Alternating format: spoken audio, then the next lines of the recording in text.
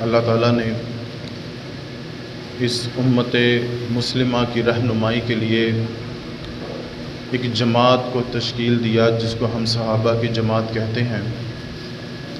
اور صحابہ کی جماعت وہ خوبصورت لوگوں کی جماعت ہے جن کو نبی پاک نے خود تراشا ہے۔ وہ گیٹس، وہ عادات، وہ خصائل، وہ فضائل، وہ شمائل جو اس امت کے لیے روشن رہنمائی کی حیثیت رکھتے ہوں، وہ ساری عادات اس جماعت میں پائی جاتی ہیں۔ اس کی تعریف قرآن مجید میں سورہ فتح کی 29ویں آیت میں رب تعالیٰ فرماتا ہے کہ محمد الرسول اللہ۔ یہاں پر رب تعالیٰ نے رسالت کے حوالے سے حضور کی خوبی بیان کی، والذین معہ، اور جو ان کے ساتھ ہوتے ہیں، جو حضور کے اصحاب ہیں، ان کی خصوصیات جب قرآن نے بیان کی۔ والذین معہ اشداء علی الکفار، یہ وہ لوگ ہیں جو کفار پر شدت کرتے ہیں، کفار پر ذرا سختی کرتے ہیں، کفار کو وارے نہیں آنے دیتے، لیکن آپس میں ان کا کیا تعلق ہے؟ رحماء بینہم، اور آپس میں بڑے نرم دل ہیں۔ کفار پر جو لوگ اسلام کے مخالف ہیں ان پر شدت کرتے ہیں اور آپس میں بڑے ہی نرم دل ہیں۔ اور یہ خصوصیت قرآن مجید نے صحابہ کی بیان کی کہ یہ وہ جماعت ہے، رسول اللہ کے صحابی وہ صحابہ کی جماعت ہے جو کفار پر شدت کرتے ہیں اور آپس میں بہت نرم دل ہیں۔ چند ایک مثالیں ہیں۔ غزوہ بدر پر جب کچھ کفار قیدی ہو کے آئے تو اب چونکہ کفار پر شدت کرنی تھی تو حضرت عمر جیسا جلالی بندہ ہو، آپ نے کہا کہ حضور ان کی گردنیں اتار دیں۔ آپ نے جب یہ لفظ کہے کہ حضور ان کی گردنیں اتار دیں تو آپ کی تائید میں قرآن مجید نازل ہو گیا کہ جیسے میرا عمر کہتا ہے حضور آپ ویسے کر دیں۔ تو بہت سارے ایسے کفار تھے جو بہت شدت میں تھے، حضور کے بڑے مخالف تھے، پھر ان کی گردنیں بھی اتریں۔ ایک منافق ہے جس کا نام بشر نامی ایک منافق تھا، بشر یا بشر نامی ایک منافق تھا۔ حضور نے ایک فیصلہ کیا تو اس نے ماننے سے انکار کر دیا۔ حضور فیصلہ کریں اور یہ منافق ماننے کو تیار نہیں، تو پھر وہاں پہ حضرت عمر بھی موجود تھے۔ حضرت عمر نے کہا کہ اس کو قتل کر دیا جائے۔ ان کی تائید میں بھی قرآن مجید نازل ہوا کہ جیسے میرا عمر کہتا ہے آپ ویسے کر دیں۔ لیکن آپسی ان کا پیار کیا تھا؟ حضور نبی علیہ الصلوۃ والسلام کی صحیح حدیث میں یہ لفظ آپ کو ملیں گے۔ حضور نبی علیہ الصلوۃ والسلام فرمانے لگے مسلمان کا آپسی پیار، مسلمان کا آپسی محبت، باہمی محبت ہونا ایک جسم کی علامت رکھتا ہے۔ یعنی کہ ایک مسلمان، ایک مومن اگر بیمار ہوتا ہے تو دوسرے مسلمان سے دیکھا نہیں جاتا، وہ اس کی تکلیف کو محسوس کرے گا۔ یہ آپسی پیار اس آیت کے تحت ہمارے مفسرین نے اس کی شرح کی ہے کہ حضور نبی علیہ الصلوۃ والسلام فرمانے لگے میری امت ایک جسم کی مانند ہے، اگر اس کا کوئی ایک مومن بیمار ہو جائے یا کمزور پڑ جائے تو باقی مومن بھی تکلیف میں آ جاتے ہیں، اس کو دوبارہ پروان چڑھانے کی کوشش کرتے ہیں، اس کو دوبارہ سٹینڈ کرنے کی کوشش کرتے ہیں۔ تو یہ ان کا آپسی پیار ہے۔ یہ وہ صحابہ کی خصوصیات تھیں جو قرآن مجید کی روشنی میں نے آپ کے سامنے رکھی۔ اب صحابہ کا کس انداز جو پیار کا انداز تھا اور کس انداز میں انہوں نے ایمان لے کے آئے۔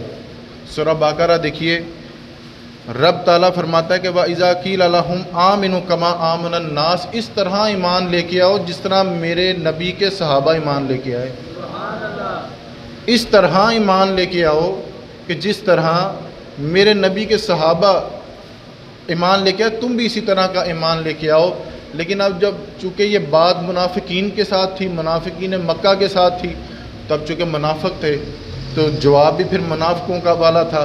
اس کا ذکر بھی رب تعالیٰ نے قرآن مجید میں کہا کہ وَإِذَا قِيلَ لَهُمْ آمِنُوا كَمَا آمَنَ النَّاسِ، اس طرح سے ایمان لے کے آؤ جیسے یہ ایمان لے کے آئے۔ تو جب چونکہ ان کا جواب بھی منافقوں والا تھا، وہ کہنے لگے قَالُوا أَنُؤْمِنُ كَمَا آمَنَ السُّفَهَاءُ، ہم اس طرح ایمان لے کے آئے جیسے یہ بیوقوف ایمان لے کے آئے ہیں، معاذ اللہ، کہ جس طرح سے یہ نہ بھوک دیکھتے ہیں، نہ چھاؤں دیکھتے ہیں، نہ دھوپ دیکھتے ہیں، جب حضور حکم کرتے ہیں تو یہ گھوڑے دوڑا دیتے ہیں، اپنا گھر بار چھوڑ دیتے ہیں، جہاد کے لیے چل پڑتے ہیں، ایک حکم کے تابع ہونے پر ہم اس طرح سے ایمان لے کے آئیں کہ جس طرح یہ بیوقوف لے کے آئے۔ تو رب تعالیٰ نے کیا کہا؟ الا انہم ہم السفہاء، وہ بیوقوف نہیں، تم بیوقوف ہو، وہ صحابہ بیوقوف نہیں، تم بیوقوف ہو، ولکن لا یعلمون، اور تم جانتے ہی نہیں، اور تم جانتے ہی نہیں۔ یہ وہ صفات ہیں صحابہ کی جو قرآن مجید نے، اللہ تعالیٰ نے قرآن مجید میں بیان فرمائی۔ صحابہ وہ خوبصورت جماعت ہے، حضور فرمانے لگے اصحاب النجوم، میرے کسی کے صحابی کی بھی پیروی کرو گے تو اللہ تمہیں ہدایت نصیب کر دے گا، میرے کسی ایک صحابی کی بھی تم پیروی کرو گے تو رب تمہیں ہدایت نصیب کر دے گا۔ ہمارے معاشرے میں ایک بڑا فقدان ہوا کہ ہم نے بزرگوں کا تو عرس منایا، ابھی یہ 18 سفر آئے گی، 18 19 20 کو ہم داتا صاحب کا بھی عرس منائیں گے۔ داتا صاحب کی ہمیں ساری باتیں یاد ہوں گی، لیکن جب ہم صحابہ کی بات کرتے ہیں تو چند صحابہ کا ذکر ملتا ہے، باقی صحابہ کو ہم نے کبھی ڈسکس ہی نہیں کیا۔ تو یہ وہ بزرگ ہیں جن کی رہنمائی حضور نے فرمائی تھی، یہ وہ بزرگ ہیں، صحابہ کی وہ جماعت ہے جن کو تراشا میرے نبی پاک نے ہے کہ جس کے پیچھے تم چلو گے تم ہدایت یافتہ ہو جاؤ گے، اللہ تمہیں ہدایت نصیب کرے گا۔ ہم نے عرس تو منائے بزرگوں کے، کاش کہ ہم اپنے صحابہ کا بھی ذکر کرتے، کاش کہ ہم دیکھیں نا، 4 یاروں کا ہم ذکر کر چکے، حضرت سعد بن ابی وقاص کا ایک ہم پروگرام کر چکے، اور بھی دیگر صحابہ کا ہم فرداً ذکر کرتے ہیں، لیکن آج ہم ایک صحابی کا ذکر کریں گے، 10 مبشرہ صحابی ہیں، یہ یہاں پر ان کی پلیٹ بھی لگی ہوئی ہے ماشاءاللہ سے، حضرت ابو عبیدہ بن جراح رضی اللہ تعالیٰ عنہ، حضرت ابو عبیدہ بن جراح رضی اللہ تعالیٰ عنہ، آپ اتنے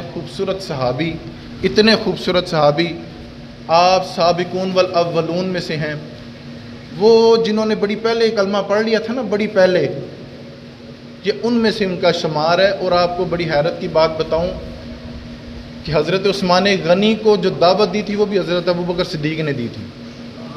حضرت ابوبکر صدیق تو بغیر کسی دلیل کے ایمان لے آئے تھے نا، تو حضرت عثمان غنی کو دعوت دینے والے بھی حضرت ابوبکر صدیق تھے۔ حضرت عثمان غنی نے جو کلمہ پڑھا تھا وہ حضرت ابوبکر صدیق کے کہنے پر پڑھا تھا۔